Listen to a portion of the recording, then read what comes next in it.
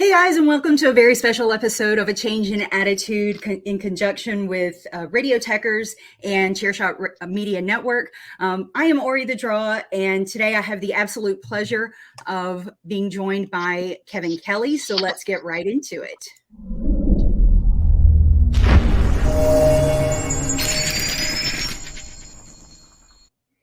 Hello, Kevin. How are you today? I'm good, Ori. How are you? I am wonderful. I am excited. And let's get right into this. So the first thing I want to ask you is, how did you actually get into wrestling? What was the road that what was something that you saw that went, I want to be a part of this? Ooh, when I was 9 years old, we moved to Florida, and we didn't have cable in New York, so I'd never heard of it before. So they're hooking up cable in my place in Florida. And so the guy finishes on Saturday, and it was the same TV from New York. Turn it on and wait for the picture to warm up. But I hear the sound, and the sound I was hearing was Gordon Soley and Championship Wrestling from Florida. And I was hooked, and that was what I wanted to do ever since. Cool. So how did you actually get involved with it? Because I did see, if Wikipedia is to be trusted, that you went from DJ to ring announcer to a manager.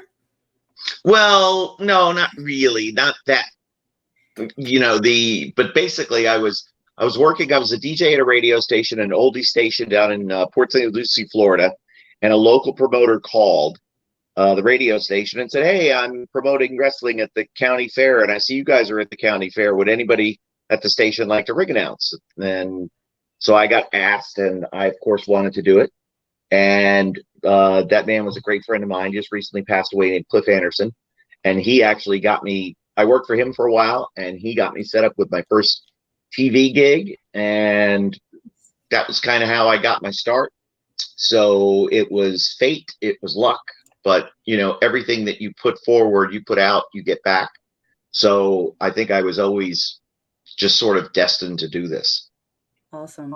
So I know that you started out in WCW and then had a little help getting over to, at the time, WWF. And I want to talk about that a little bit, because one of the other shows that we do, myself and my friends Mags and Tanner, is A Change in Attitude, where we go back starting at 1996 King of the Ring and look at the Attitude Era, with a modern eye. Is it as good as we remember, or is it nostalgia? And one of the things that I want to talk about is a match that we covered recently about trying to do commentary during Razor Ramon and Savio Vega with JR King and Gorilla Monsoon, and We Never Promised You, Scott Hall and Kevin Nash, and that entire angle. What was that like? Well, I was just getting kind of adjusted to being, part of that announce team. And it was just a very unsettling feeling. I felt like, because JR was combative with me as an announcer because of the role that he was playing. So he wasn't quite the mentor that I needed him to be at that point. And I just got the sense that the crowd was kind of farting on it, and that it wasn't very good, but it was what it was. So, it was tough. And, like Monsoon's there and he's arguing, and I'm trying to play peacekeeper and keep the boat going straight. And I was still pretty green. So it was a lot to handle. Sure. And that's one thing that we've kind of noticed through this rewatch of watching all the Raws and pay-per-views, that some of the matches were great and some of them were not so great. And to a point where at that time, the commentary would overtake what was actually happening in the ring, and it would actually become more entertaining than the match in and of itself. Was that, Vince and Gorilla saying, "Hey, this match is not as good as I thought it would be," kind of go, or or what? There was very little direction. Like, for example, when Taz jumped over the barricade, holding up the Sabu sign, Sabu fears Taz. I didn't know anything about that. I had no idea it was going to happen. Vince liked the organic reaction, so he got one. And it was just, it was at the time, WWF was not where it got to be, nor where it is now financially. And they were, they had been through a series of sort of like partnerships. They worked for a little bit with Smoky Mountain. Then it was ECW. And so, and this was as the, well, this is, yeah, because this is, so Bash at the Beach happened in July. Hogan turns heel. The NWO starts running wild. And Vince is trying to fight for his business's life. So it led to a lot of rash decisions.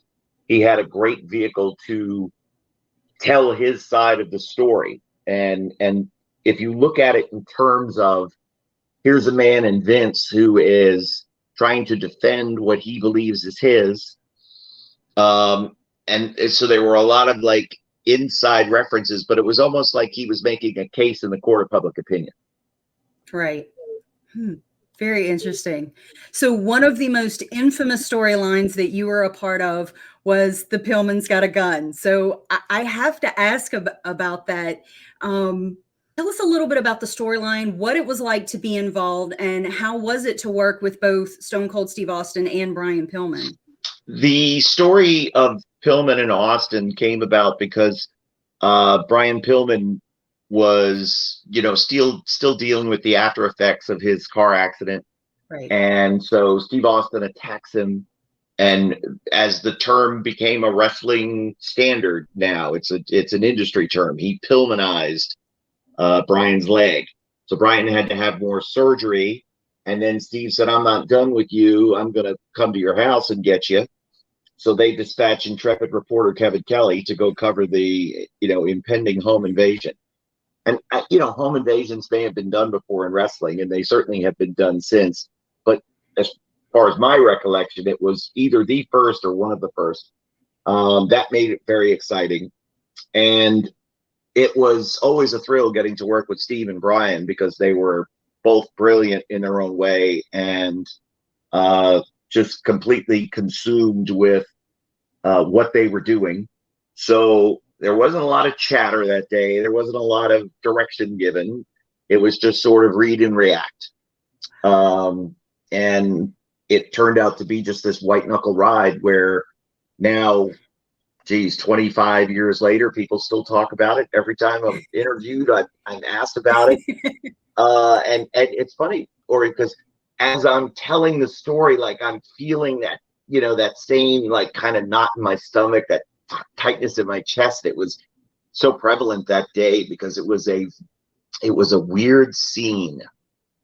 Brian was, because of his leg being so bad, like things in the yard weren't taken care of, and it was just like, wow, this is as real as it gets, and Steve coming in the back door, breaking the window, and Brian brandishing the gun, and poor Melody there having to try to make sense of it all. It was like, I'm hiding under the dining room table, went back to me later on. I didn't know where to be. I'm going to just hide just in case.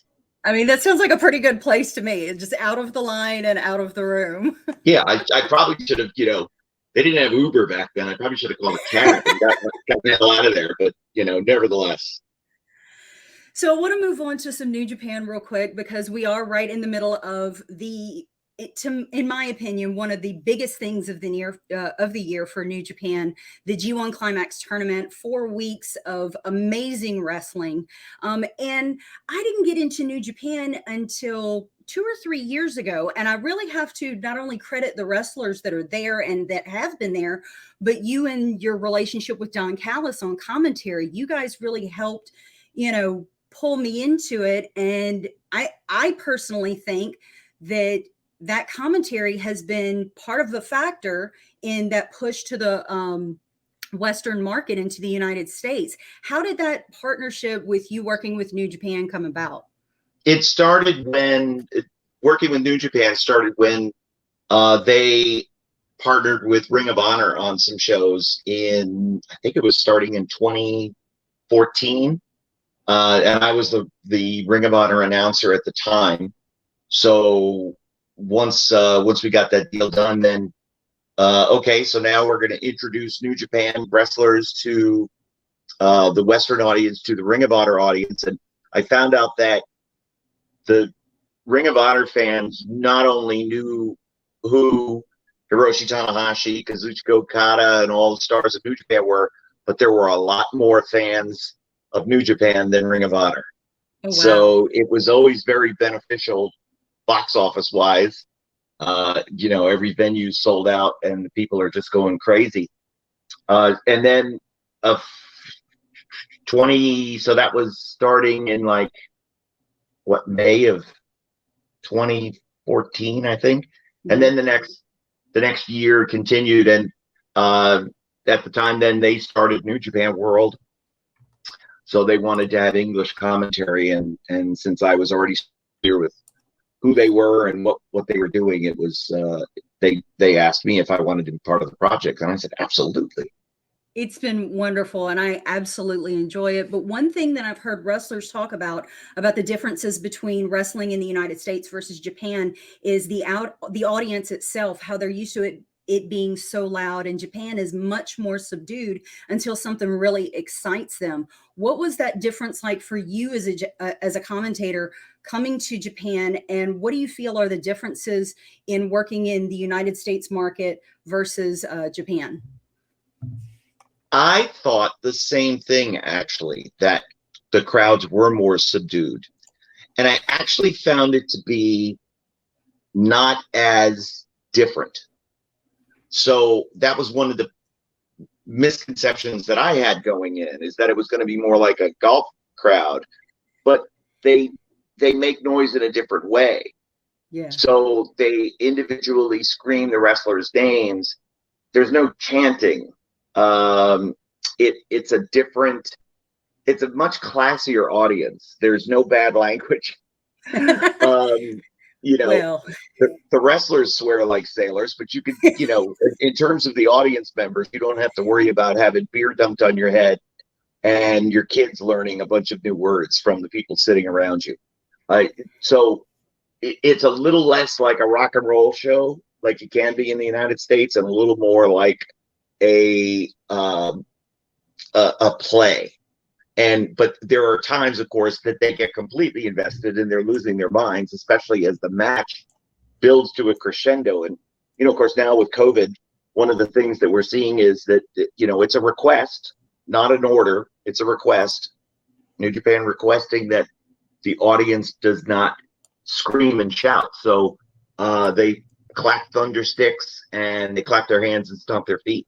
And that builds as the match is going on, as they're getting caught in the roller coaster ride of physical emotion. The clapping gets louder and the pace gets quicker, and the intensity is building as they're inching closer to the edges of their seats, because they know that the end of the match could come at any moment. So it's a different sound certainly now, and it was a different sound like when fans were pre-COVID, but in terms of it being less loud, no, it's loud, and it's awesome. It very much is. So the one thing that I was thinking about today, because I was catching up on the G1 and in doing a change in attitude, when you're thinking about 1996 and where the WWF was, there was a distinctive shift, but from the superhero larger than life characters to maybe still larger than life, but not quite superhero comic book type, more of an everyman relatable.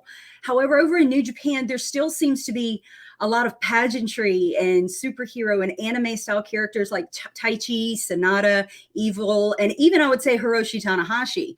And it still really works, even in the American market. Why do you think this works so well in Japan, where it doesn't so much work over here in the United States anymore?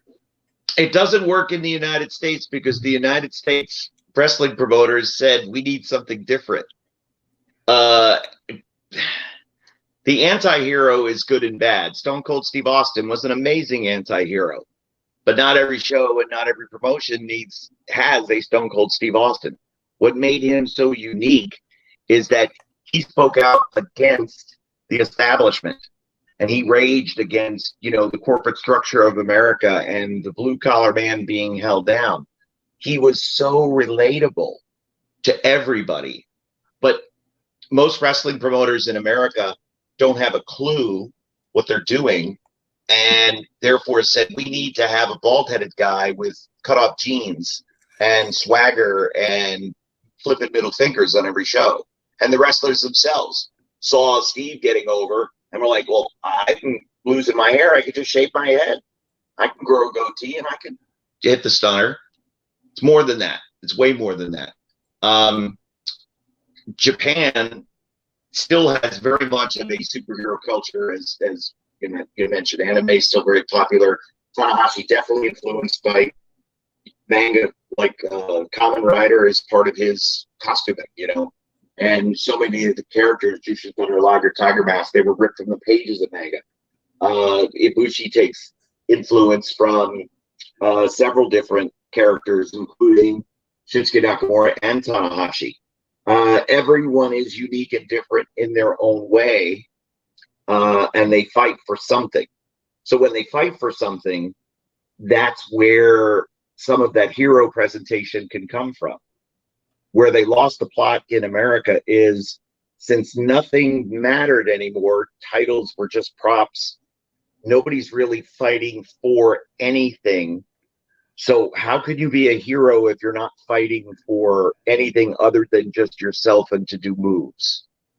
There are still superheroic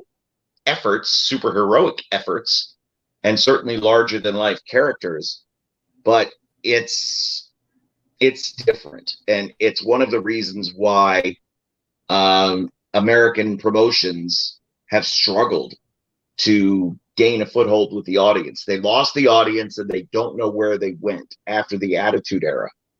And then they were settling for scraps, whereas WWE just, dominated the marketplace on the national stage.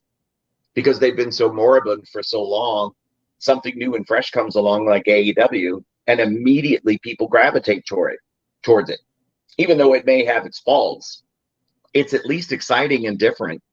And, people are energized by that. Oh, this is what it's like to feel good and being entertained watching wrestling again. But it's always been something that's consistent with New Japan.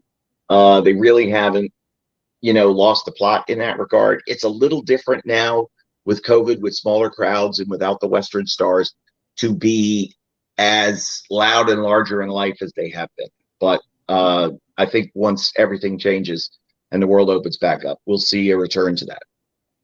So speaking of AEW, I think one other thing that helped expand New Japan into the Western market was, of course, Kenny Omega and the Young Bucks, and them producing their content on YouTube with BTE and growing interest. Is there any reason we never saw you on BTE? I was on one episode of BTE.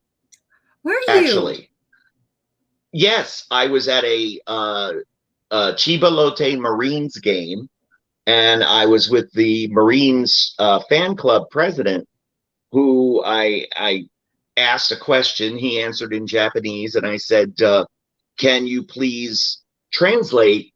And he said, the revival. There's been a lot of episodes, and I will say I've seen them all, but I honestly did not remember that one, so I apologize.